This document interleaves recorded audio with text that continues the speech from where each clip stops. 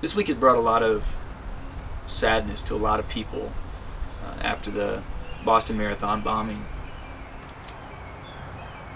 And as you read about the news about so many people whose lives have been devastated now, people who's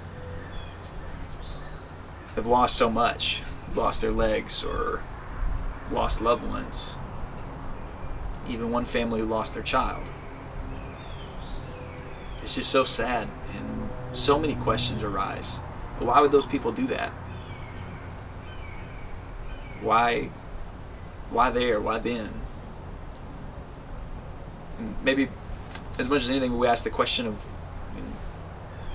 where was God at the finish line?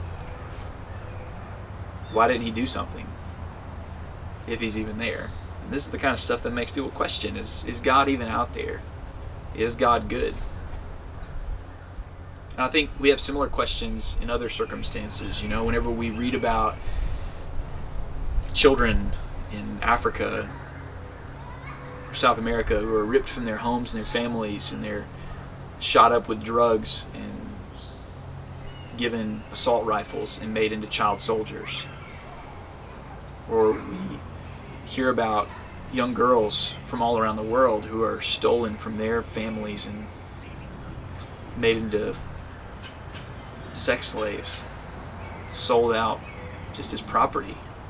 It's just so disgusting, and it's so unnerving, and it's sad just to look around the world at all the bad things that are going on. And when all those things happen, we're moved to ask, where is God in all this? Why is he not intervening? Why is he not doing something to stop these terrible things? If he's good, and if he's all powerful, and if he knows what's going on, why doesn't he do something? I wish I knew an answer. I don't know what we should say or how we're supposed to understand that. Things like this have always been the case. People have always done bad things to each other. Even people who had God directly talking to them and begging them and pleading with them not to do it, they still did it. And that's interesting to me. It shows me that God isn't interested in forcing us to do anything or not do anything.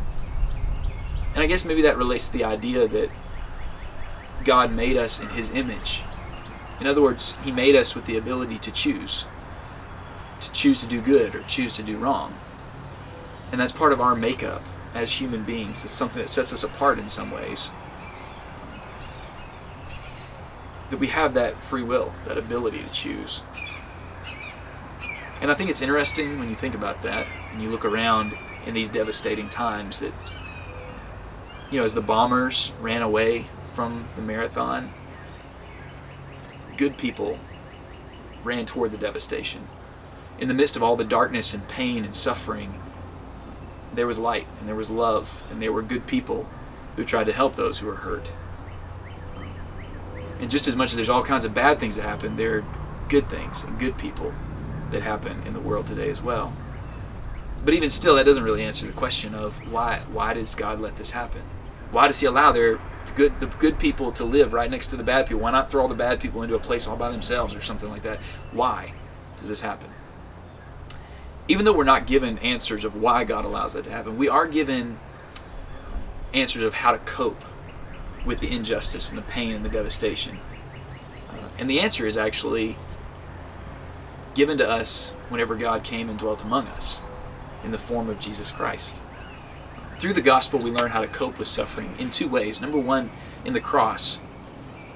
Whenever we look at the cross, we see God in the flesh going through our suffering. He, just as we face injustice, he faced injustice. We face pain and death and destruction, and he faced those things too. And Hebrews chapter 2 describes that as him sharing in our suffering, empathizing with us, being able to relate to us in all the things that we go through.